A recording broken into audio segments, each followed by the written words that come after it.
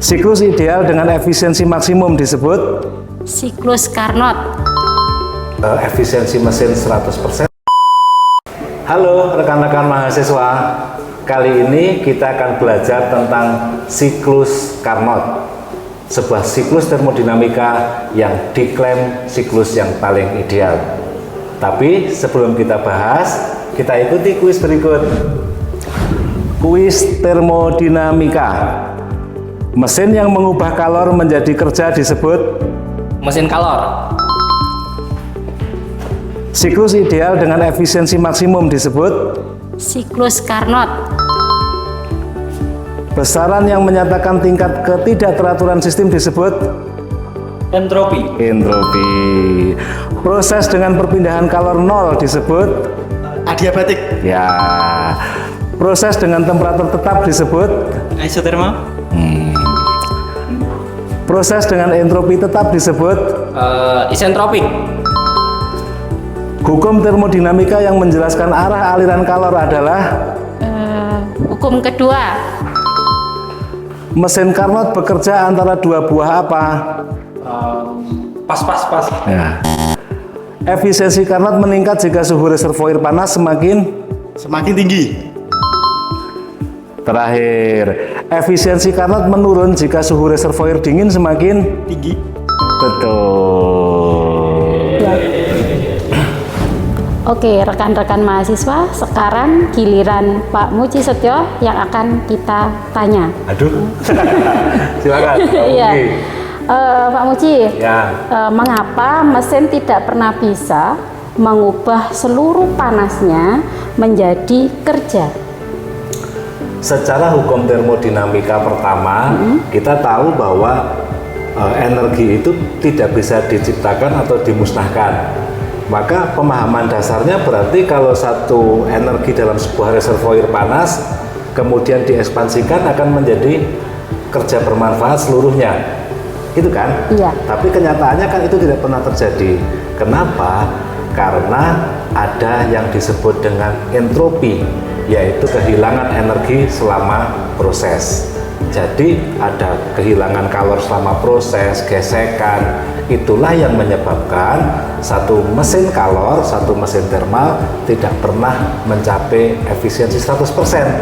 Artinya semua energi yang ada di reservoir panas tidak bisa seluruhnya diubah menjadi kerja berguna. Begitu. Siap. Terus kenapa konsep mesin kalor ideal itu disebut siklus paling efisien, Pak? Karena dalam teorema Carnot itu mereka beranggapan bahwa tidak ada gesekan selama proses, tidak ada kerugian kalor selama proses, atau istilahnya siklus Carnot itu menganggap proses empat-empatnya terjadi secara reversibel. Reversibel. Kenyataannya irreversibel, kan begitu. Oke, berarti kalau kesimpulan siklus Carnot 100% ya Pak kalau ideal? Seandainya dia benar-benar full reversible, maka mesin itu adalah efisiensinya 100%. Oke. Setelah kita tahu siklus Carnot, mungkin Bapak bisa menjelaskan terkait proses dari siklus Carnot tersebut, Pak. Oke, jadi kalau kita lihat dalam diagram PV ya, ini P, ini V, maka siklus Carnot itu akan dimulai dari yang pertama itu adalah ekspansi secara isotermal dalam sebuah temperatur yang konstan. Kemudian akan diikuti dengan ekspansi secara adiabatik, di mana pada proses ekspansi adiabatik tidak ada kalor yang masuk atau yang keluar. Kemudian dilanjutkan ke proses kompresi isotermal, di mana kompresi isotermal itu terjadi pada temperatur yang konstan dan diakhiri dengan kompresi adiabatik. Nah, dengan 4 siklus itu, maka dalam diagram PV-nya akan kembali dan itu seolah-olah reversibel. Kenyataannya tidak. Sehingga siklus Carnot itu adalah siklus teoretik. Ya. Wah, menarik sekali ya teman-teman mahasiswa. Lalu ada pertanyaan lagi ini Pak. Jika kita menilik dari proses 4 proses siklus Carnot. Nah, mengapa efisiensinya di sini yang saya tanyakan hanya bergantung pada temperatur reservoir, Pak? Oke, jadi dalam terminologi termodinamika, temperatur itu kan energi.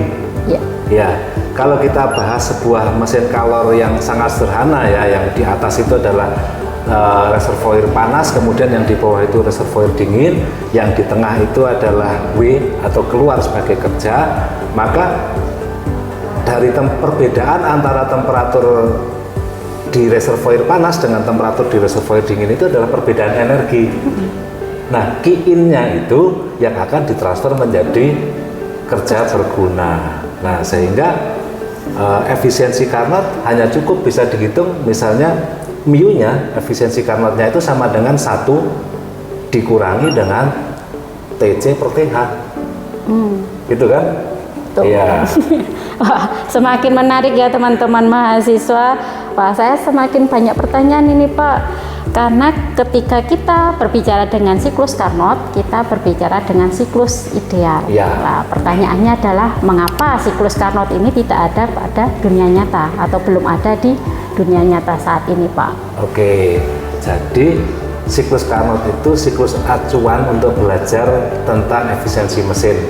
Kita dekati tadi dengan bahwa mesin itu reversible. Kenyataannya ada gesekan, ada kerugian kalor dan sebagainya yang membuat mesin itu menjadi irreversible. Sehingga pada kasus nyata itu efisiensi mesin 100% tidak mungkin tercapai, tetapi tetap mengikuti mekanisme Carnot. Begitu. Oke, karena semakin menarik, maka mungkin dari Pak Muji bisa memberikan kita gambaran aplikasi dari siklus mesin Carnot yang mendekati siklus Carnot dan ada closing statement-nya, Pak. Jadi rekan-rekan mahasiswa semua, kita melihat ada PLTU, ada mesin mobil dan sebagainya, itu adalah aplikasi nyata dalam sistem atau siklus Carnot, di mana mereka mengkonversikan energi pada reservoir panas menjadi kerja dan menyisakan energi tersebut dalam reservoir dingin. Perbandingan antara manfaat dalam hal ini adalah kerja berguna dibandingkan dengan modal adalah total energi yang tersedia dalam reservoir panas, itulah efisiensi. Ya, demikian penjelasan dari siklus Carnot yang sudah kita tanyakan kepada Pak Muji. Semoga bisa dipahami lebih lanjut lagi. Terima kasih Pak Muji. Terima kasih, Bu Ya. Putri.